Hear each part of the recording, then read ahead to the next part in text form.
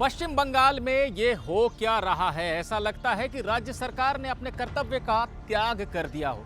ये मैं नहीं कह रहा हूं, ये बातें सुप्रीम कोर्ट ने कही हैं। सुप्रीम कोर्ट ने ऐसा इसलिए कहा है क्योंकि बुधवार को 7 जजों को पश्चिम बंगाल के मालदा में बंधक बना लिया गया। कई घंटों तक ये जज बंधक बने रहे। ये जज सुप्रीम कोर्ट के ही आदेश पर पश्चिम बंगाल में मतदाता सूची पुनरीक्षण यानी एसआईआर के काम में लगे हैं। सुप्रीम कोर्ट ने महज टिप्पणियां नहीं की हैं, बहुत सारे सख्त आदेश भी दिए हैं। पूरे मामले की जानकारी इस वीडियो में।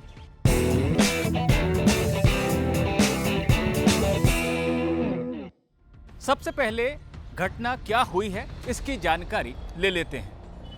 पश्चिम बंगाल के मालदा के कालियाचक क्षेत्र में जिस जगह पर एसआईआर के दावों का निपटारा करने के लिए न्यायिक अधिकारी बैठे थे, न्यायिक अधिकारी यानी निचली अदालत के जज जो सुप्रीम कोर्ट के आदेश पर ही ये काम कर रहे हैं और बड़ी संख्या में राज्य में ये जज काम कर रहे हैं एसआईआर से जुड़ा हुआ। ये अधिकारी जहां पर बैठे हुए थे वहां पर उग्र भीड़ पहुंच गई और बड़ी संख्या में मतदाताओं के नाम काटे जाने की शिकायत करने लगी। धीरे धीरे भीड़ बढ़ने लगी, भीड़ उग्र होती गई और ऐसी स्थिति बनी कि जो न्यायिक अधिकारी थे वो उसी कमरे में बंद हो गए जहां पर वो बैठे हुए अपना काम कर रहे थे। उन्होंने डिस्ट्रिक्ट जज से यानी जिला जज से संपर्क किया।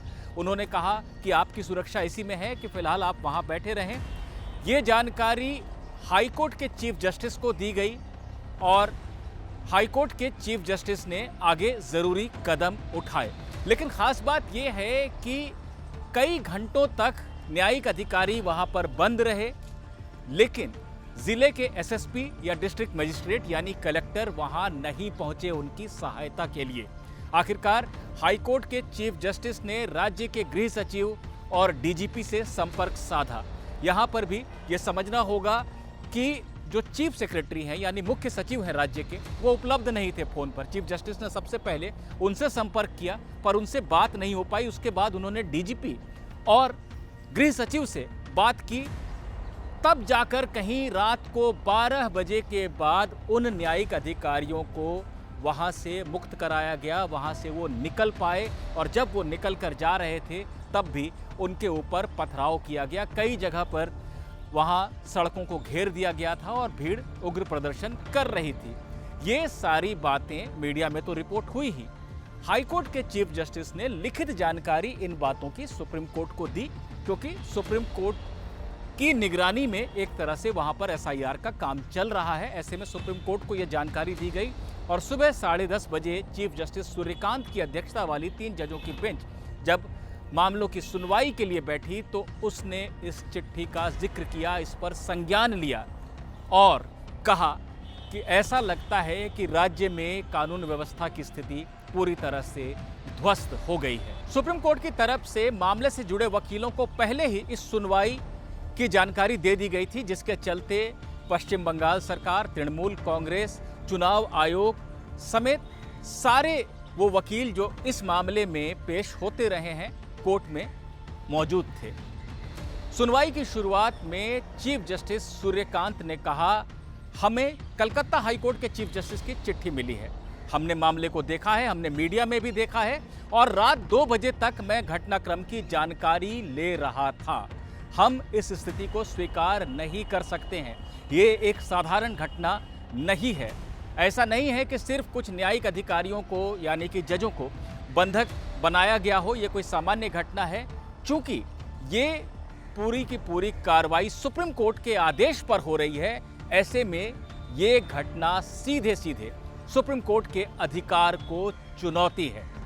हम ऐसी स्थिति नहीं बनने देंगे कि जजों को जो निष्पक्ष तरीके से और पूरी मेहनत से, पूरी निष्ठा से अपना काम कर रहे हैं, उन्हें मनोवैज्ञानिक दबाव में लिया जाए, उन्हें डराया धमकाया जाए। ये स्थिति हमें स्वीकार नहीं है।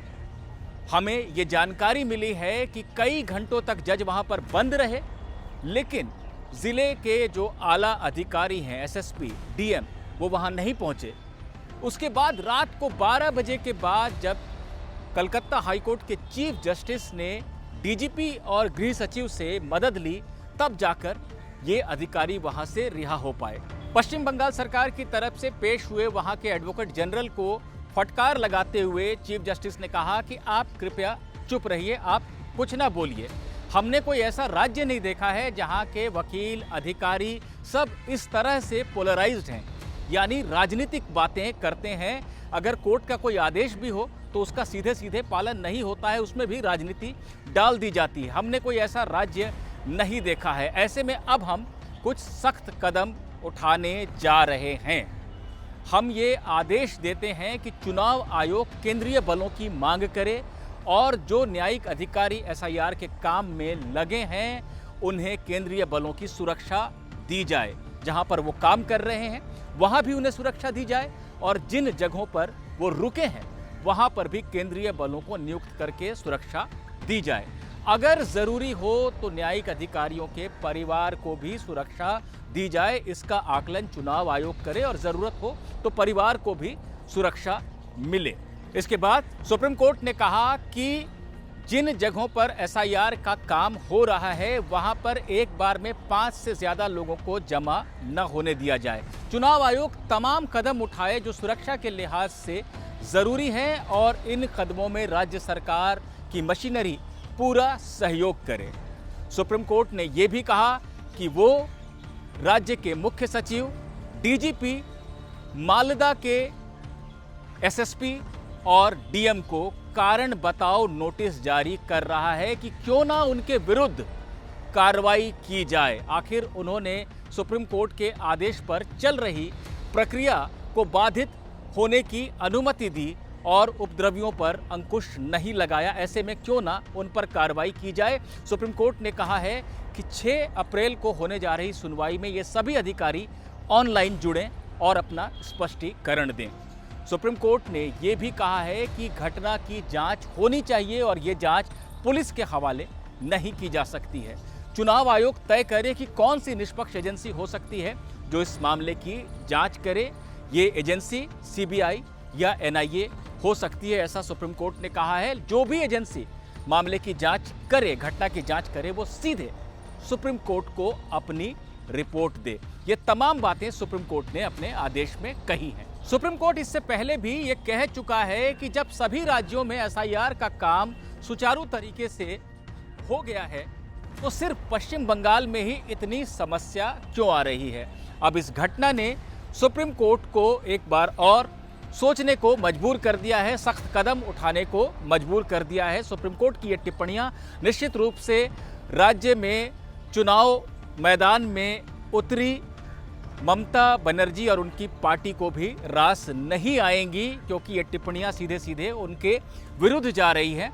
ऐसे में अब ये देखना है कि 6 अप्रैल को जब सुप्रीम कोर्ट मामले की सुनवाई करेगा तो क्या जिन अधिकारियों को इस घटना के लिए वो प्रथम दृष्टया जवाबदेह मान रहा है, जिन्हें कारण बताओ नोटिस जारी किया गया है, उनके जवाब से वो संतुष्ट होगा या उनके विरुद्ध कोई कार्रवाई की जाएगी।